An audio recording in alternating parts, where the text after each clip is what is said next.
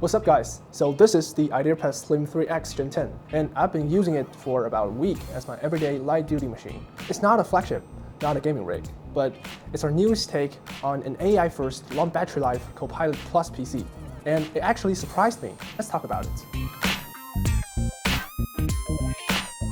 The first thing I noticed, how light this 15-inch laptop is, about 1.5 kilograms. That's largely thanks to the Snapdragon X chip, which runs cool and efficient. We don't have to overbuild the cooling system. There's a fan, but it barely spins up in most tasks, so you get a thinner chassis, lower noise, and less heat on your lap when you're typing up a document in class or in a quiet cafe. The build, it's aluminum on the top and plastic underneath. The lunar gray version looks clean, almost understated, so very student core. I ran a 4K local video playback test at 250 nits brightness and got just over 16 hours of screen on time. It's a very strong result for a laptop with 60 watt-hour battery. Obviously, no one's using a laptop watching videos straight for 16 hours. In real-world use, writing documents, working on spreadsheets, streaming music, watching some YouTube, and casually browsing the web, I was constantly getting over 6+ hours on a single charge. You honestly don't need to bring the charger with you, but if you do find yourself running low, Rapid Charge Boost is surprisingly effective. 15 minutes of charging gives you about 2 extra hours of use, and that saved me more than once. Alright, let's talk about AI, because this laptop runs two kinds of it. First, there's Copilot, Microsoft's built-in AI assistant. You can ask it questions, summarize web pages, or get AI-generated pictures. For most people, it's already pretty useful. On top of that, we actually have something built in. It's called Learning Zone, which is a set of AI tools built in right into the system. No subscriptions, completely free.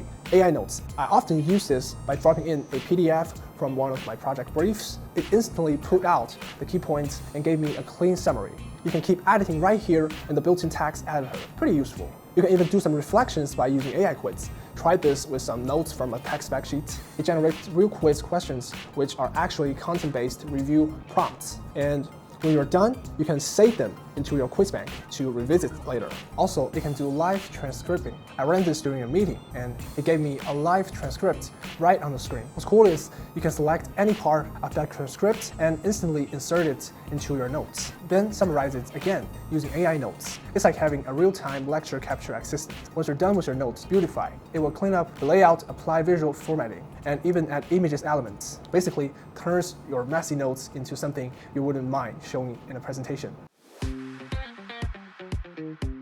Now, my unit doesn't have the OLED panel. This one is the standard IPS display, and honestly, it still looks pretty decent. I mean, the colors are balanced, the 16:10 aspect ratio gives you more vertical space, and the text is sharp enough for reading and writing. For basic media, YouTube, or everyday work, it gets the job done. But if display quality is a priority, there's a 2.5K OLED upgrade available. That one gives you 500 nits brightness, 100% DCI-P3, and HDR True Black 600 for watching HDR content or doing color-sensitive work.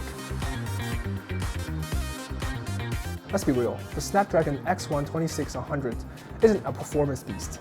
It's an 8-core ARM chip with 25 watts TDP, built for efficiency, not raw power. In Cinebench 2024, it scores 96 single-core and 706 multi-core.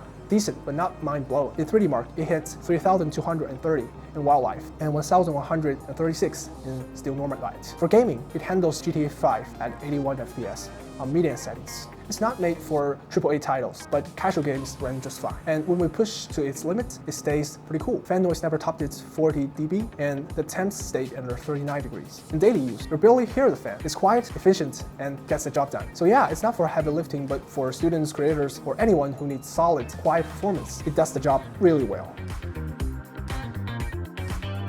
Privacy and ports both pretty solid here. You got a fingerprint reader built into the palm rest. It's fast, reliable, and just easier and safer than typing your password 20 times a day. There's also a physical webcam shutter, which I still think every laptop should have by now. It's small, but it just matters. As for ports, so nothing crazy, but everything you need. On the left side, you got power, USB-A, HDMI, and USB-C with DP charging and DP 1.2 video output, plus a 3.5mm headphone jack.